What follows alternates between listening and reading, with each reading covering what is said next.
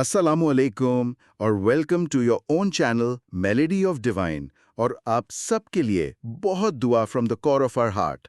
हमारे WhatsApp channel का link description में दिया गया है, तो इसे सब्सक्राइब करें ताकि कुछ अहम बातें जो फौरन कही जानी चाहिए तो वहां बताई जा सकें। किताब बातें मेरे मुराद की आज है लास्ट एपिसोड। हम शुरू करने जा रहे हैं जिसके टॉपिक्स ये हैं। पहला, ख़त्मुल्लाह अला कुलूबुहुम का रूहानी मफहूम और मुर्शिद की मुस्कुराहट। दूसरा, रकीब रोसिया और अपने हाल में खुश रहने का फ़लसफ़ा। तीसरा, ज़ाहिरी शक्ल सूरत की बजाय बातनी इलाज की अहमियत। चौथा, सिलसिले से इखराज का खौफ और मुर्शिद की रूहानी कुर्बत। पांचवां, बुरूज का मतलब यानी दुनियाएं और रावलपिंडी मुराकबा हॉल का सुकूत। छठा, अंबिया का भाईचारा और दाढ़ी के हवाले से मुर्शिद का मज़ा। और सातवां, अकीदतमंदों का नज़्म ज़ब्त और तबर्रुक की तकसीम। किताब डॉक्टर मकसूदुल हसन अज़ीमी की। ये किताब पढ़ने वाला खुद को अपने आप को मुर्शिद करीम हज़रत ख्वाजा शम्सुद्दीन अज़ीमी रहमतुल्लाह के कुर्ब में महसूस करता है।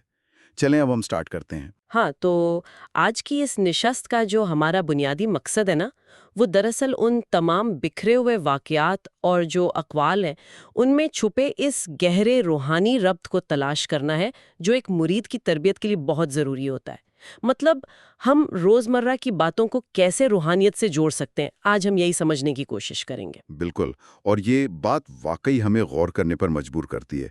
तो अगर हम आज की गुफ्तगू का बाकायदा आगाज़ करें तो सफ़र एक बड़ी ही गहरी और यानी एक पुरसकून रूहानी खामोशी से शुरू होता है, जो इंसान के बिल्कुल अंदर तक उतर जाती है। ख़तम अल्लाहु अला क़ुलूबिहिम, अल्लाह ने उनके दिलों पर मोहर लगा दी है। सुभान अल्लाह, ये वाकई एक बहुत ही यानी गहरी आयत है।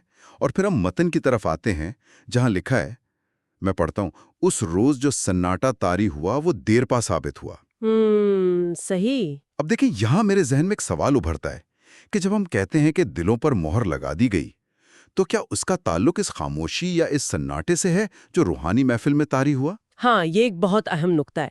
तो मैं ये सोच रहा था कि क्या रूहानियत में खामोशी के भी कोई खास माने होते हैं, जैसे कोई बंजर जमीन बारिश के इंतजार में खामोश हो? बिल्कुल, आपने बारिश वाली जो मिसाल दी है ना, ये बहुत प्यारी है। देखिए, इस आयत में जो दिलों पर मेहर लगने का जिक्र है, वो दरअसल दुनियावी शोर, मादी ख्वाहिशात और हमारे जहनों पर पड़े पर्दों की तरफ इशारा करता है। अच्छा। यानी दुनियावी शोर, जी हाँ, दुनिया का जो शोर है वो इंसान को सच्चाई कबूल करने से रोकता है, जैसे वाकई कोई मेहर लग गई हो। लेकिन मुर्शिद की महफिल में जो सुनाटा कारी होता है ना, वो इस मेहर को तोड़ने का पहला कदम है। माशाल्लाह, क्या बात है। ये कोई आम खामोशी नहीं होती, मतलब ये महज आवाज का रुक जाना नहीं है, इसकी एक बाकायदा फिजिक्स है। जब इंसान का बातिन किसी बहुत बड़ी तब्दीली के लिए तैयार हो रहा होता है, तो उस पर एक गहरा सुनाटा तारी कर दिया जाता है, ताकि बाहर का शोर उसके अंदर के निज़ाम को खराब ना करे। सही सही। ये खामोशी दरअसल उस अंदर की ज़मीन को हमवार करती है, ताकि मुर्शिद की तरफ से जो फैज़ आ रहा है वो इसमें पूरी तरह जज्ब हो सके। अल्लाह अल्लाह। तो मतलब ये खामोशी एक इलाज है। और फिर ये सुनाटा कैसे टूटता है, इस हवाले से किताब में आगे बड़ी ही दिलचस्प बात लिखी है। मैं मतन पढ़ता हूँ। उसकी तुवालत अगले बरस के उस लम्हे तक फैल गई जब रावलपिंडी मुराकबा हॉल में मुराकबा के लिए तैयार बैठे अपने मुराद से उसकी आंखें चारों हुईं। वो मुर्शिद करीम के पिंडी आने का सुनकर मुराकबा हॉल उस वक्त पहुंचा जब मुराकबा शुरू होने ही वाला था। उस पे नजर पड़ते ही एक दिलावेज मुस्कुराहट उनके चेहरे पर उभरी और फैलते हुए उसको अपनी लपेट में लेती चली गई। उसको लगा उसकी पजीराई को उन्होंने अपनी खुशनुदी की इत्तला दी है। अब यहाँ एक बात बताएं, पूरा 1 साल गुजर गया, मतलब 1 साल का सुनाटा और कोई लंबी चौड़ी बातचीत नहीं हुई, सिर्फ एक मुस्कुराहट। एक मुस्कुराहट इतने बड़े रूहानी सवालों का जवाब कैसे बन सकती है? हाँ, ये आम जहन के लिए वाकई हैरानकुन है। लेकिन इस अमल को समझने के लिए हमें अल्फाज की दुनिया से ज़रा बाहर निकलना होगा। रूहानियत में इसे हम कल्बी ताल्लुक़ या फिर आम जुबान में टेलीपैथी कह सकते हैं। अच्छा, यानी दिल से दिल की बात। बिल्कुल। जब एक मुरीद इतनी लंबी रियाजत और खामोशी के अमल से गुजरता है ना, तो होता यह है कि उसके शऊर की फ्रीक्वेंसी अपने मुर्शिद के शऊर से मिल जाती है। फ्रीक्वेंसी मैच हो जाती है। जी, और वो मुस्कुराहट कोई आम होठों की जुम्बिश नहीं थी। वो दरअसल एक एनर्जी वेव थी, एक तवानाई की लहर। इस एक मुस्कुराहट ने बगैर कोई भी लफ्ज बोले बराह रास्त मुरीद के दिल पर ये पैगाम उतारा कि तुम्हारी जो रियाजत थी वो कबूल हो गई है सुभान अल्लाह। और तुम इस रूहानी मकाम पर पहुंच चुके हो जहां तुम्हें मुर्शिद की खुशनुदी हासिल है। तो वहां अल्फाज की जरूरत ही कहाँ रहती है? अल्फाज तो मादे की पैदावार है ना, जबकि ये गुफ्तगू तो खालिसतन रूहानी सतह पर हो रही थी। ये तो वाकई कमाल की बात है कि बगैर बोले सब कुछ कह दिया। अच्छा, अब बातिन की इस खामोशी के बाद अगर इंसान अंदर से पुरसुकून ना हो तो उसका ज़ाहिरी रवैया कैसा होता है? अगला वाकया बिल्कुल इसी नफ्सियात को खोलकर बयान करता है।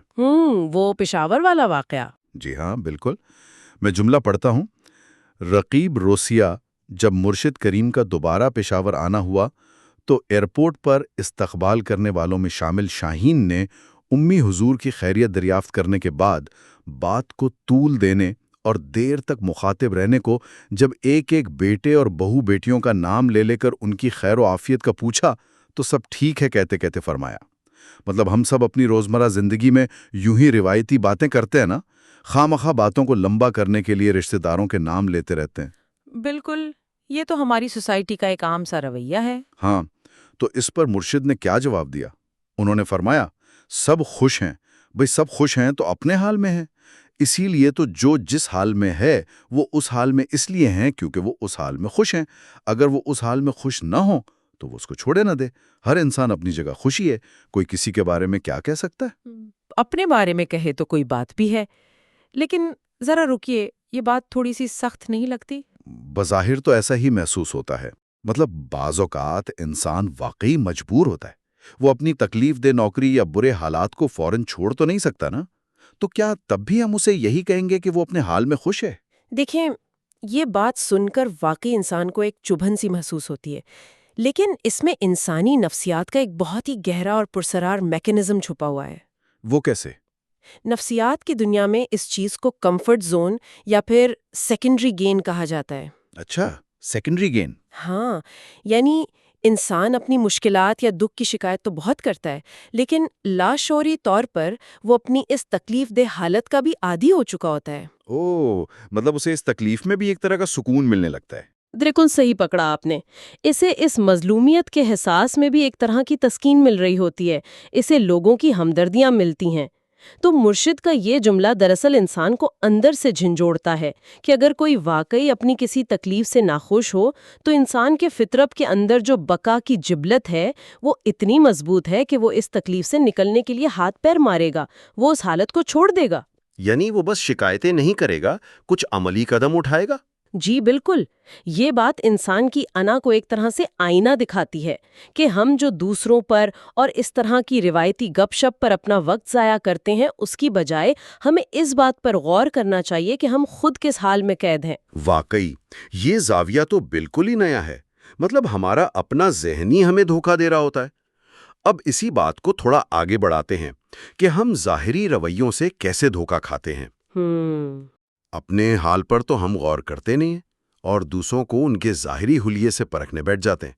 मतन में एक बड़ी ज़बरदस्त मिसाल दी गई है, करवाने जाएं और उसे कहें तुम्हारी दाढ़ी नहीं है लिहाजा मैं तुमसे इलाज नहीं कराऊंगा। ये तो मतलब बिल्कुल ऐसा है जैसे हम किसी इंतहाई काबिल सर्जन के पास जाएं जिसे दिल का बहुत ही पेचीदा ऑपरेशन करना आता हो और हम उससे देख के कहें कि नहीं भाई आपके कपड़े मुझे पसंद नहीं आए या आपका हुलिया मेरी सोच के मुताबिक नहीं है, इसलिए मैं आपसे अपना इलाज नहीं करवाऊंगा। तो क्या वाकई लोग रूहानी मामलात में भी ऐसा ही करते हैं? अफसोस की बात है, लेकिन हाँ, ऐसा ही होता है। और यकीन जाने रूहानी रास्ते में ये एक बहुत बड़ी रुकावट है। सही। रूहानियत इंसान को ये समझाती है कि देखें, ज़ाहिरी इबादत और शरीयत की पाबंदी अपनी जगह बिल्कुल अहम है, लेकिन किसी के बातनी कमालात को महज उसके ज़ाहिरी हुलिये की बुनियाद पर रद्द कर देना, ये तो एक तरह की कमअक्ली है। बिल्कुल, मतलब आप उसके इल्म को छोड़कर उसकी शक्ल देख रहे हैं। जी, क्योंकि जो फैज़ है या जो रूहानी शिफा है ना, वो दरअसल एक खालिस एनर्जी या तवनाई है, और वो तवनाई अल्लाह की तरफ से अता होती है। वो किसी भी बर्तन में हो सकती है। सुभान अल्लाह। तो बातनी इलाज के लिए ये बहुत ज़रूरी है कि इंसान अपने जहन को इन तमाम तासुबात से खाली करे। اگر کوئی شخص روحانی شفا دینے والے کو صرف اپنے بنائے ہوئے ظاہری پیمانوں پر جج کر رہا ہے تو اس کا مطلب ہے اس کا اپنا ذہن بند ہے۔ وہ سرجن کی قابلیت کے بجائے اس کے کپڑوں پر دھیان دے رہا ہے، اور اسی وجہ سے وہ اس شفا کو حاصل کرنے سے محروم رہ جاتا ہے۔ کیا بات کہی آپ نے، واقعی ظاہری شکل و صورت فیض کی راہ میں رکاوٹ نہیں ہونی چاہیے۔ تو پھر یہاں ایک اور سوال پیدا ہوتا ہے کہ کیا جو جسمانی فاصلہ ہے، مطلب فزیکل دوری، کیا وہ روحانیت میں کوئی معنی رکھتی ہے؟ یہ ایک بہت دلچسپ موضوع ہے۔ ہاں، کیونکہ متن کے اگلے جملے اسی تضاد کی طرف اشارہ کرتے ہیں۔ میں پڑھتا ہوں، کیوں نہ آپ کو سلسلے سے خارج کر دیا جائے، روز و شب اپنی رفتار سے گزرتے رہیں، معمولات زندگی اپنے بہاؤ میں بہتے رہے۔ معلوم ہوا کہ مرشد راولپنڈی سے آزاد کشمیر چلے گئے ہیں، پھر اطلاع آئی کہ کراچی میں ہیں، پھر اطلاع آئی کہ انگلینڈ تشریف لے گئے ہیں، مگر نہ جانے کیوں کسی بھی اطلاع سے یہ تاثر پیدا نہیں ہو سکا کہ وہ کہیں دور گئے ہیں۔ پھر اطلاع آئی کہ آپ یورپ اور امریکہ کا دورہ کر کے واپس آ گئے ہیں۔ اب دیکھیں، یہاں مجھے واقعی کنفیوژن ہو رہی ہے۔ عام طور پر جب ہمارا کوئی قریبی عزیز دنیا کے دوسرے کونے میں چلا جائے تو ہمیں دوری کا احساس بہت شدت سے ہوتا ہے، ہم مس کرتے ہیں انہیں۔ بالکل، دوری تو محسوس ہوتی ہے۔ لیکن یہاں متن میں مرید کو لگ ہی نہیں رہا کہ مرشد کہیں دور گئے ہیں یا انگلینڈ امریکہ چلے گئے ہیں۔ یہ کیسے ممکن ہے؟ کیا یہ بس ایک جذباتی سی سوچ ہے یا اس کے پیچھے بھی کوئی ٹھوس روحانی سائنس کام کر رہی ہے؟ آپ نے بالکل صحیح لفظ استعمال کیا، یہ روحانیت کی ایک باقاعدہ سائنس ہے، یہ محض کوئی جذباتی بات نہیں ہے۔ اچھا، دیکھیں، ہم جس دنیا میں رہتے ہیں نا، وہ زمان و مکان کی قید میں ہے، یعنی ٹائم اینڈ سپیس، یہاں فاصلے معنی رکھتے ہیں۔ لیکن انسان کے اندر جو اس کی روح ہے، وہ اس زمان و مکان کی قید سے مکمل طور پر آزاد ہے۔ صحیح، روح تو آزاد ہے۔ جی، تو روحانیت میں جب ایک مرید کا تعلق اپنے مرشد کے ساتھ مضبوط ہوتا ہے تو دراصل ہوتا یہ ہے کہ ان کی روحوں کی فریکوینسی میچ ہو جاتی ہے۔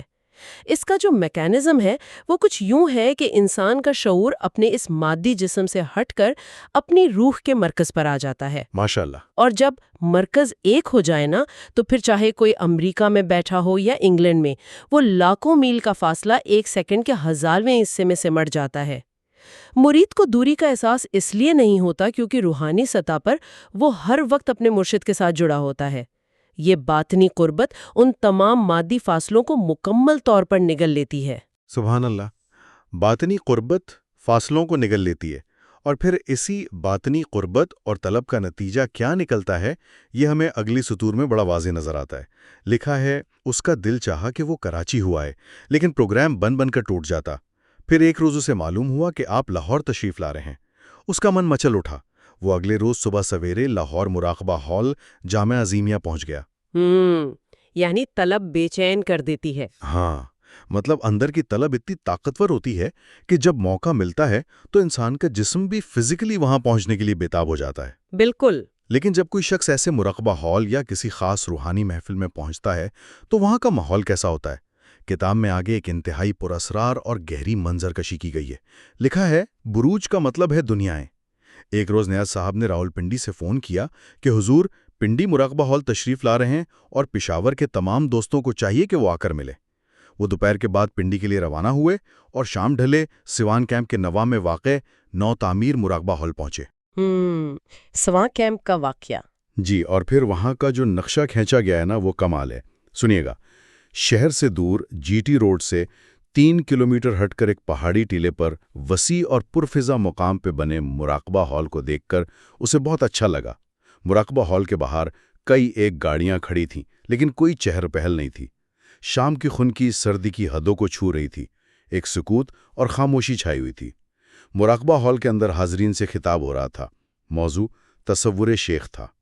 وہ پچھلے صف میں بیٹھ گیا۔ اب یہاں دو بڑی اہم باتیں ہیں جو تھوڑی سی پیچیدہ بھی لگ رہی ہیں۔ ایک تو یہ جو لفظ آیا ہے بروج، جس کا مطلب بتایا گیا ہے دنیائیں۔ تو انسان کے اندر دنیائیں کیسے ہو سکتی ہیں؟ اور دوسرا، وہ اتنا شدید سکوت اور اس کے ساتھ موضوع جو چل رہا ہے تصور شیخ، ان سب چیزوں کا آپس میں کیا کنیکشن ہے؟ دیکھیں، اس بروج اور خاموشی کے پورے میکینزم کو سمجھنے کے لیے نا، یہ بالکل ایسا ہی ہے جیسے آپ کے اسمارٹ فون میں ایک ہی وقت میں درجنوں ایپس چل رہی ہوتی ہیں نا۔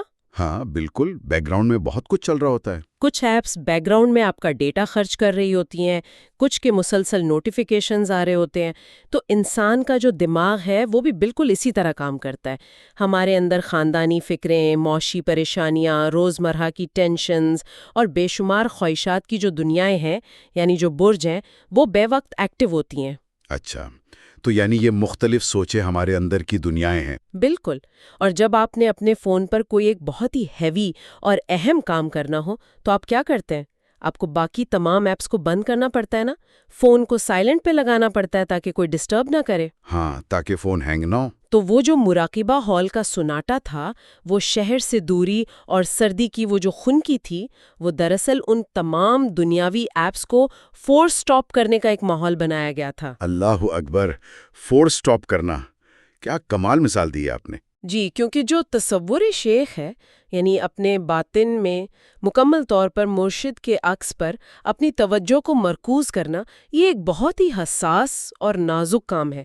اس کے لیے ظاہری دنیا کے اس تمام شور کو مکمل طور پر بند کرنا پڑتا ہے تاکہ اندر کی وہ خاص روحانی ایپ بغیر کسی رکاوٹ کے فل سپیڈ سے چل سکے۔ ماشاءاللہ، مطلب سمارٹ فون والی مثال سے بات بالکل ہی صاف ہو گئی کہ وہ سکوت دراصل اندر کی دنیا کو ایکٹیو کرنے کے لیے تھا۔ جی بالکل۔ اچھا، اتنی گہری اور اتنی فوکس روحانی محفلوں کے بعد کوئی عام انسان تو یہی سوچے گا کہ شاید یہ روحانی محفلیں ہر وقت ایک بہت ہی خوفناک قسم کی سنجیدگی کا شکار رہتی ہوں گی۔ ہاں، عام طور پر یہی سمجھا جاتا ہے۔ لیکن متن ہمیں حیران کر دیتا ہے۔ پہلے ایک بہت ہی اہم پیغام کا ذکر آتا ہے جو کہ سنجیدہ ہے۔ لکھا ہے، ہمیں چاہیے کہ ہم انبیاء کے مابین بھائی چارے کو بنیاد بنا کر آپس کے بھائی چارے کو فروغ دیں۔ سبحان اللہ، اس ایک جملے میں تو دین کی اصل روح بیان کر دی گئی ہے۔ وہ کیسے؟ دیکھیں، انبیاء کے مابین جو اخوت اور محبت ہے وہ یہ ظاہر کرتی ہے کہ ان سب کی تعلیمات کا جو منبع ہے، جو سورس ہے، وہ ایک ہی ہے، یعنی اللہ کی ذات۔ روحانیت کا اصل کام انسانوں کو فرقوں، گروہوں یا ذات پات میں تقسیم کرنا ہرگز نہیں ہے، بلکہ اسی الہامی بھائی چارے کی بنیاد پر تمام نوع انسانی کو محبت سے ایک دوسرے کے ساتھ جوڑنا ہے۔ بالکل صحیح کہا آپ نے۔ اور پھر حیرت کی بات یہ ہے کہ اس سنجیدہ پیغام کے فوراً بعد ایک ایسا واقعہ ہے جس نے مجھے پڑھتے ہوئے بے ساختہ مسکرانے پر مجبور کر دیا۔ اچھا، وہ کون سا واقعہ ہے؟ سنیں ذرا۔ اگلے روز ابا حضور خط بنوا رہے تھے، مرید جا کر پاس بیٹھ گیا۔ اس دوران فرمایا، شیو کرنے والے روزانہ شیو کرتے ہیں، چھوٹی داڑھی والے ہفتے 2 ہفتے کے لیے فارغ ہو جاتے ہیں، اور لمبی داڑھی والے تو مہینے 2 مہینے کے لیے فارغ رہتے ہیں۔ اب مجھے ایک بات بتائیں، ہم تو سمجھتے ہیں کہ یہ روحانی ہستیاں ہر وقت ایک جلال میں رہتی ہیں، بندہ ان کے پاس سانس لیتے ہوئے ڈرتا ہے، اور یہاں یہ روزمرہ کا اتنا ہلکا پھلکا پیارا سا مذاق، اس کی کیا وجہ ہے؟ یہیں سے تو ایک کامل مرشد کی نفسیاتی اور روحانی مہارت کا پتہ چلتا ہے۔ مطلب وہ جان بوجھ کر ایسا کرتے ہیں؟ بالکل۔ دیکھیں، اگر محفل پر ہر وقت وہ مراقبے والا شدید سکوت اور وہ جلال طاری رہے نا، تو جو مریدین ہوتے ہیں ان کے اعصاب تھک جائیں گے، وہ اکتاہٹ کا یا دم گھٹتا ہوا محسوس کرنے لگیں گے۔ ہاں، انسان ہے نا، مسلسل ایک ہی کیفیت میں تو نہیں رہ سکتا۔ جی ہاں، روحانی ہستیاں انسانی نفسیات کو بہت اچھی طرح جانتی ہیں۔ انہیں معلوم ہوتا ہے کہ انسانی ذہن کو کب ریچارج کرنا ہے۔ ان کا یہ جو لطیف سا مذاق ہے نا، یہ کوئی دنیاوی جگت بازی نہیں ہوتی، صحیح۔ بلکہ یہ ان کی شفقت کا ایک طریقہ ہوتا ہے جس سے وہ اپنے عقیدت مندوں کو ریلیکس کرتے ہیں، ان کی ذہنی ٹینشن کو ریلیز کرتے ہیں۔ اس مذاق کا بنیادی مقصد انسانوں کو یہ احساس دلانا ہوتا ہے کہ روحانیت کا مطلب دنیا سے کٹ کر کسی غار میں بیٹھ جانا نہیں ہے، بلکہ روزمرہ کے معمولات کو خوبصورتی اور نارمل انداز میں جینے کا نام ہے۔ کیا بات ہے، یعنی مذہبی باطنی تربیت کا ہی ایک حصہ ہے۔ تو اب اسی شفقت اور محبت کا ایک اور رخ دیکھتے ہیں، جہاں ہزاروں لوگ جمع ہوتے ہیں، کیونکہ جب ہجوم ہو تو پیار کو کنٹرول کرنا مشکل ہو جاتا ہے۔ ہاں، کراؤڈ میں کیفیت الگ ہوتی ہے۔ متن کے آخری حصے میں ایک ایسا ہی منظر ہے، میں پڑھتا ہوں۔ احمد صاحب سے تبرک کے چنوں کا پیکٹ لیتے اور آگے بڑھ جاتے، ہاتھ تک ملانے کی ممانعت تھی۔ اگر کسی نے فرط کشش الفت سے مغلوب ہو کر کوشش کی بھی تو اس سے بڑے ہوئے ہاتھ میں تبرک کا پیکٹ تھما کر اس کو دوسروں کو موقع دینے کی تلقین کے ساتھ آگے بڑھا دیا گیا۔ 1200 عقیدت مندوں کے جوش عقیدت کو لگام دینے کا سلیقے سے اہتمام کیا گیا تھا۔ जब सब हजरात गुजर गए तो खवातीन की बारी आई और वो भी एक एक करके सलाम करके गुजरती रहीं।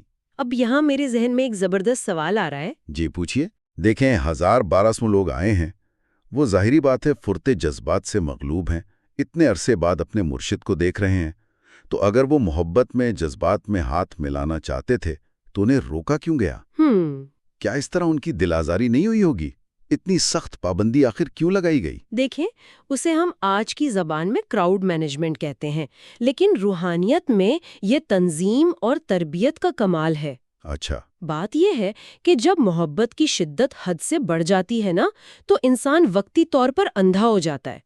उसे फिर सिर्फ अपनी प्यास बुझाने की, अपना शौक पूरा करने की फिक्र होती है और वो दूसरों का हक बिल्कुल भूल जाता है। हाँ, जज्बात में तो ऐसा ही होता है। अब आप खुद सोचें, अगर उन 1000-1200 अफराद को हाथ मिलाने की खुली छुट्टी दे दी जाती तो क्या होता? फिर तो जाहिर है भगदड़ मच जाती, सब मिलने के लिए आगे दौड़ते। बिल्कुल, एक भगदड़ मच जाती। जो ताकतवर थे वो धक्के देकर आगे पहुंच जाते और जो कमजोर थे वो पीछे रह जाते या कुचले जाते।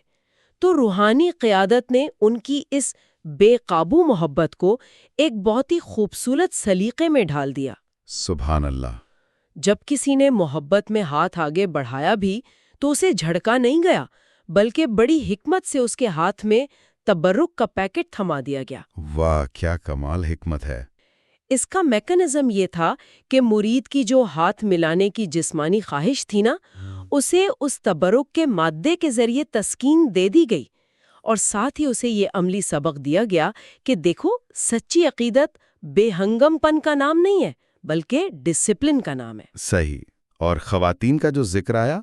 जी, खवातीन का भी बाकायदा कितार बनाकर नज़्म ज़ब्त के साथ गुजरना इसी तरबियत का मजहर था कि सच्ची मोहब्बत में भी दूसरों का हक मारना हरगिज जायज नहीं है। मोहब्बत उसूल सिखाती है, बेउसूली नहीं। कितनी गहरी बात की आपने, माशाल्लाह। कि अकीदत का सिलाब अगर काबू में ना रहे तो वो तबाही लाता है, लेकिन अगर उसे सलीके और नज़्म ज़ब्त में रखा जाए तो वो हर तरफ फैज़ बांटता है। बिल्कुल। इन तमाम बातों पर अगर हम गौर करें ना, तो वो नुक्ता दोबारा नुमाया होकर सामने आता है जिससे हमने आज की इस नशिस्त का आगाज किया था। ये वो हाल में खुश रहने वाली बात। बिल्कुल।